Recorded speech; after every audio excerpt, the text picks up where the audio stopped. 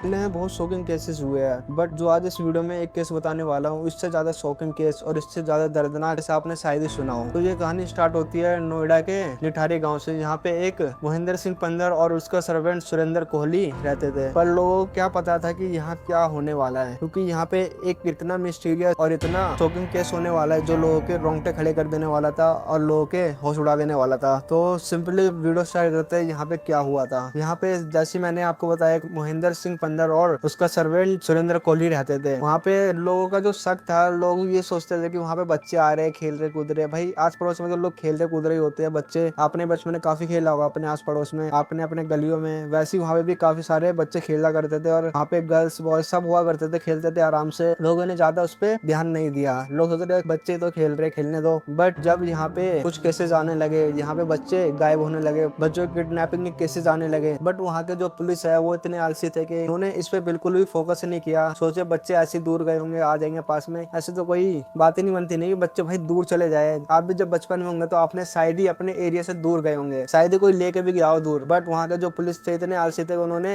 इन cases पे ज्यादा ध्यान ही नहीं दिया। और ऐसे आए दिन कुछ से कुछ केसेस आने लगे वहाँ पे कि बच्चे किडनैपिंग के, तो बच्चे गायब हो रहे हैं। ज्यादातर वहाँ पे बॉयज ना होकर गर्ल्स हुआ करती थी, गर्ल्स ही वहाँ से गायब हो रही थी। जब पूरा मामला सामने आया और लोगों के होश उड़ गए। क्या था इस मामले में, जो स्टार्टिंग मैंने बताया, महेंद्र सिंह पंदर और उसका सर्वेंट सुरेंद्र कोहली, वहाँ के आसपास ज्यादा बच्चे खेला करते थे और वहाँ पे ही ज्यादा बच्चे खो रहे थे और किडनैपिंग हो रही थी। लोगों ने उस पर बिल्कुल भी शक करने की कोशिश नहीं की, क्योंकि भाई वो एक अच्छा और एक बढ़िया इंसान बनकर वहाँ रहता था लोगों के नजरों में। जैसे आपको ही पता ही होगा, सामने से लोग कुछ और होते हैं और पीछे कुछ और होते हैं। वही सेम यहाँ पे इस केस में भी था। जब उनके पेरेंट्स से बताया कि यहीं पे ही ज्यादा बच्चे खेला करते थे और यहीं पे घूमा करते थे, तो जो पुलिस थी उन्होंने थोड़ी छानबीन करने स्टार्ट हो गई, क्योंकि भाई काफी वहाँ पे बच्चे खोने लगे थे। तो पुलिस ने स्टार्ट की छानबीन। तो जो पुलिस ने इन्वेस्टिगेशन में देखा कि वहाँ पे ही ज्यादा बच्चे आए दिन खो रहे और किडनैपिंग हो रही है, तो उन्होंने जो अपनी रिसर्च टीम थी उनमें जो पुलिस मेंबर थे, उन्होंने उन पे नजर रखने के लिए कहा और उन्होंने देखा। जब उन्होंने देखा तो वो शॉक हो गए, क्योंकि जो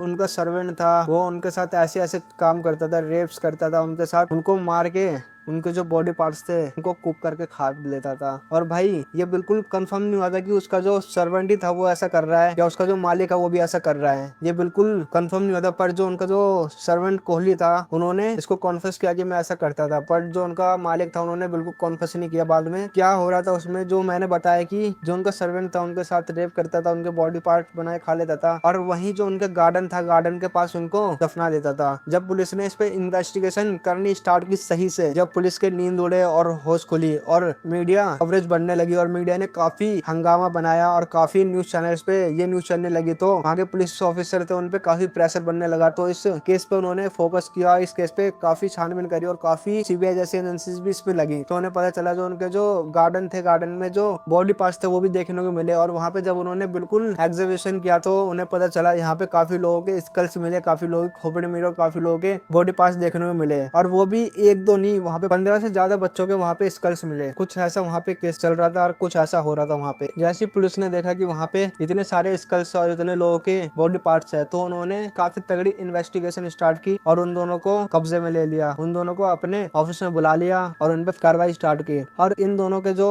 कंक्लूजन निकले, जो सुरेंद्र कोहली था उसने तो कॉन्फेस कर लिया मैं ये करता था, बट जो उसका मालिक था महेंद्र सिंह पंदर, उन्होंने कॉन्फेस नहीं किया कि मैं ऐसा करता था। और इस केस के बाद जब उसने कॉन्फेस कर लिया तो काफी क्वेश्चन लोगों ने मीडिया पे उठाए और कोर्ट्स और पुलिस पे उठाए। उन्होंने कहा जब इतने सारे केसेस आ रहे थे तो पुलिस ने उस पर काम क्यों नहीं किया, उसको फॉलो क्यों नहीं किया, क्योंकि भाई उससे पहले भी 3-4 मिसिंग हो चुकी थी। पर जैसे मैंने पहले ही बताया आपको, पुलिस ने बिल्कुल भी फोकस नहीं किया। जब मीडिया ने आउटरीच उठाई और मीडिया ने आवाज उठाई, तब पुलिस वालों ने इस पे काम करना स्टार्ट किया। काफी सारी जो एजेंसीज थी उन्होंने भी इस पे फोकस से काम किया। और इस केस का जो कोर्ट में केस चला, आपको पता ही है कोर्ट में केस चलते काफी सालों तक, ये भी वैसे ही रहा, काफी सालों तक इस पे केस चला और उसके बाद दोनों को जेल हो गई। और इसके बाद जो था क्या होने वाला था, हर कहानी की तरह पुलिस ने मिसिंग केसेस पे ज्यादा फोकस दिखाने लगी, काफी बढ़िया इन्वेस्टिगेशन करने लगी और काफी फोकस होके उन सब चीजों पे काम करने लगी। इससे यही सीख मिलेगी, पुलिस वालों ने अपना काम वहाँ पे सही से करने लगे और जो मिसिंग केसेस आते थे उन पे तुरंत अपनी कार्रवाई स्टार्ट करने लगे। और सोचो, लोगों को पता भी नहीं था ऐसी जगह में कोई ऐसा बंदा निकल सकता है और उस पर लोग काफी विश्वास करते थे कि ऐसा नहीं कर सकता वो। इस कहानी के बाद आप क्या सोचते हो कमेंट में जरूर बताना।